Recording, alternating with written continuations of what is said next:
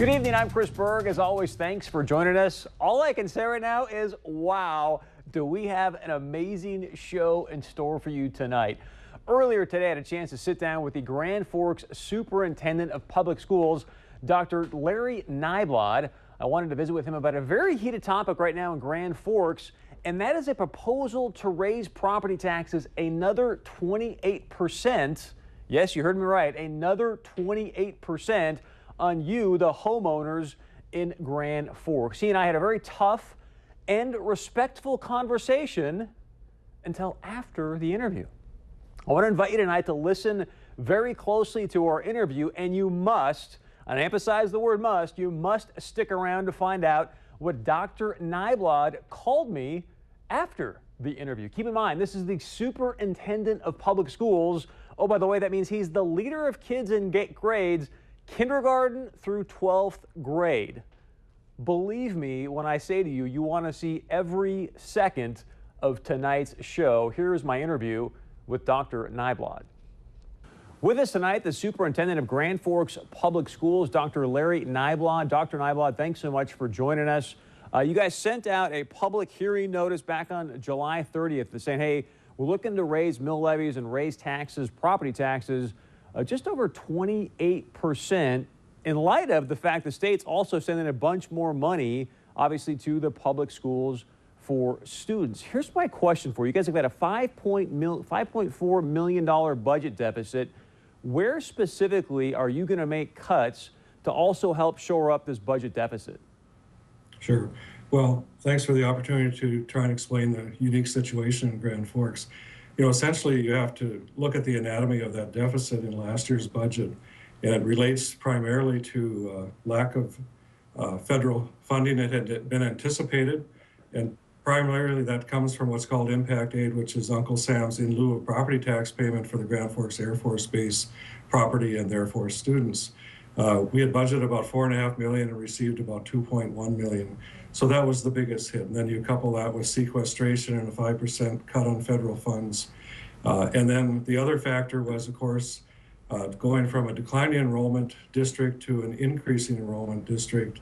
And because of what I would call a glitch in state funding policy, not receiving aid for those new students. So we, of course, had to spend down our reserves to add staff to take care of those new students. So in the main, those are the reasons driving that deficit. And of course, you know, deficit spending isn't a sustainable activity. Eventually you would erode your entire fund balance. So the school board is looking for what can they do to attempt to stop that bleeding of deficit spending and attempt to balance the budget in reasonable ways. Which is understandable. And again, I'll ask you, you have been running budget deficits now for the past 3 school years. So again, where specifically, I've heard how you're going to raise revenue, but where specifically are you going to make cuts to help shore up this budget deficit? Yeah, well, it wouldn't be true that we've been running deficits for 3 years. This was a phenomenon that emerged this last year because of those factors that I mentioned. So it really, you know, hit us real hard in 1 year. And the difficulty, of course, with that is, you know, how do you make cuts in that cycle? And when you look at our overall budget, 85% of our expenditure budget is spent on paying people to do work or compensation costs. So if we were to reduce, you know, our expenditure budget, would mean cutting positions. And, you know, in terms of equivalent to what, you know, our current year deficit is, you know, relative to that tax proposal, you know, if you just look at pure teaching jobs, it would be about 60 positions that would have to be cut from about 720. But couldn't you currently reduce payment or come up with some other way, increase efficiencies? Look, we've all heard about sequestration. I know you've talked about that's been some of the impact on your impact aid you just mentioned. Right now, you look at the major agencies, all of them have looked at ways to improve efficiencies to make the furlough situation almost null and void. I mean, it went from 11 days in some agencies down to 2, maybe 1. So again, what are you doing to increase efficiencies and or to make specific cuts to shore up this budget deficit? It's one thing to raise revenue, and it's probably easy in your mind to do that, but no one's hearing you talk about, hey, this is where specifically we're going to make some cuts in this area to help out as well. Well, it certainly isn't easy to raise revenue, so I guess I'd take issue with that comment. But it's difficult, as I mentioned, because 85% of the costs are for staffing. The rest are things like fixed costs for utilities and textbooks and so on. One of the things that we did do in our budget for the current year is we eliminated about $450,000 in textbook purchase. At this time, the school board is elected to not do staffing cuts, but of course that may have to be something in the future. But of course, the consequence of that is with less staff, you're going to increase class size and you're going to cut curricular and extracurricular program for kids. And right now, our board is elected to not consider that option.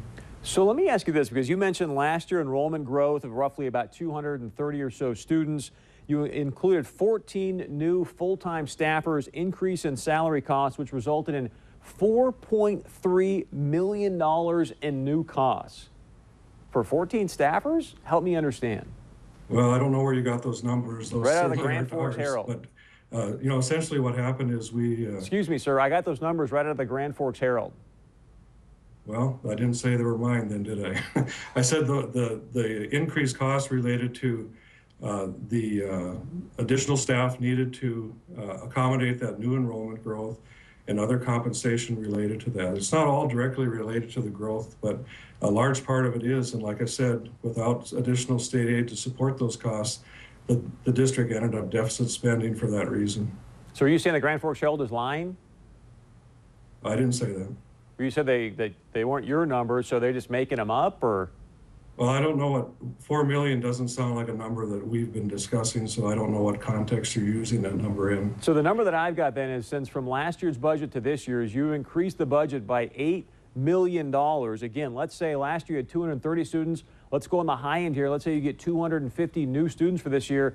$8 million increase in your budget. That equates to $32,000 per student. Well, again, I think those are not numbers in the way we would analyze them. I think if you would look at our actual expenditure increase, we're looking at a 3% increase in our budget, which is not exorbitant. Our teachers are looking at a 2.65% increase in their salary, so I don't think that's exorbitant either. So, you know, I think the real picture is that we have multiple things occurring in our expenditure and revenue budget. So you're running budget deficits, okay, and you talk about now we're going to raise the teachers' pay 2.65%. Would you say isn't that big of a deal? You're running deficits. I think that's what people are saying is, look, you're already running deficits. We're going to give people pay raise. How does that make sense? And number one, I guess number two is, do you think these teachers deserve the pay raise? And if so, based on what? Well, again, it's not my call as a superintendent. That's something that the school board works on, and I know they worked hard with the different employee groups to negotiate those contracts, and it's never an easy thing for them to do. And I suppose, you know, one could make the argument you should freeze pay in a situation like this, but again, the board chose not to do that. In terms of what the basis for that would be, our board looks at market analysis data, and, you know, in fact, I know they looked this year, and it showed that we were losing ground with some of the peer districts in North Dakota. So let me read some numbers to you, because again, you're running budget deficits already. Then I look at your annual yearly progress reports. You've got Grand Forks Red River High School, which performed higher, supposed to come in at an 85.7% reading score. You came in at 72%. You had a math score, should have been at 81%. You came in at 65%. Obviously underperforming, and yet still the teachers, even though you're running deficits, get a pay raise. Help people understand why, again, you should raise then the mill levies, but you still haven't told me any specific place you're going to make any cuts. Well, the cuts may be coming next year, and the issue this year is the timing because of state law in terms of when you can lay off tenured staff and so on. It's really pretty difficult for the school board to do that. As far as our performance indicators, I think overall they are higher than the state and national averages. We just received the ACT results yesterday, and the trend for Grand Forks being higher than most districts in the state and nation is still continuing. So one last question. You had a public hearing notice, obviously you sent out to roughly 650 people in Grand Forks. You show up for that. You had city council members show up, state legislators, and yet you didn't answer any of their questions. Why not? Well, just to clarify, there were over 660 letters that went out based upon the requirement in state law to send those letters out to specific households. There were 38 people there, 3 of them city council members, 1 state senator. As far as, you know, the answering question issue, our school board feels that they are complying with the hearing laws. You know, if you look at the actual statute that guides that in North Dakota, it talks about the hearing being an opportunity for citizens to provide written and oral comments and they felt that's what they did. And yet I can tell you they feel it's very unfortunate that citizens feel like their questions weren't answered. But I do know that there will be all kinds of information being released yet this week, and another opportunity for citizens to weigh in at the school board meeting on September 9th as well. So you said they feel unfortunate for not getting their questions answered. They're going to do the bare minimum because that's what some statutory law says. So why not just answer their questions?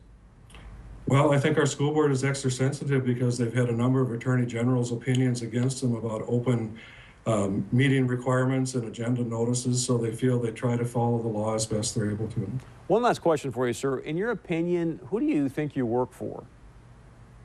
Well, I work at the pleasure of the Grand Forks School Board, and I think we all work on behalf of the citizens of Grand Forks Public Schools. So let me ask you this question, because in the Grand Forks Herald, you said this, talking about basically the state legislature, the money that they had given out now for property taxes, if you will. And you said, and I quote, "The last thing the board and administration want to do is pick a fight with the legislature." If you work for the citizens, you want to try to save them money, who cares about picking a fight with the legislature? Isn't that your job?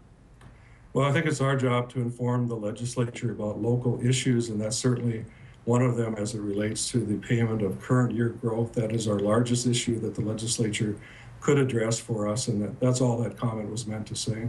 Yeah, but right now you're picking a fight with the citizens of Grand Forks rather than the legislature, and you just told me you work for the citizens, so why not pick a fight with the legislature? Well, I certainly don't think our school board believes they're picking a fight with the citizens. I think what they're looking for is how do they strike the right balance between providing high quality education and fairness to the taxpayer, and that's really where their interest is. Dr. Nyblatt, I really appreciate you coming on and taking the tough question. I know there's been a heated discussion. I do want to give you the last word with 30 seconds. Anything else you want to share, sir? Just appreciate the opportunity. Thank you. Thank you. We look forward to having you back on in the future. Stay with us when we come back. Another special guest out of Grand Forks. You may know this young man. You'll find out when you stay with us. As always, be sure and join our conversation. Go to our website, 630pov.com. We'll be right back.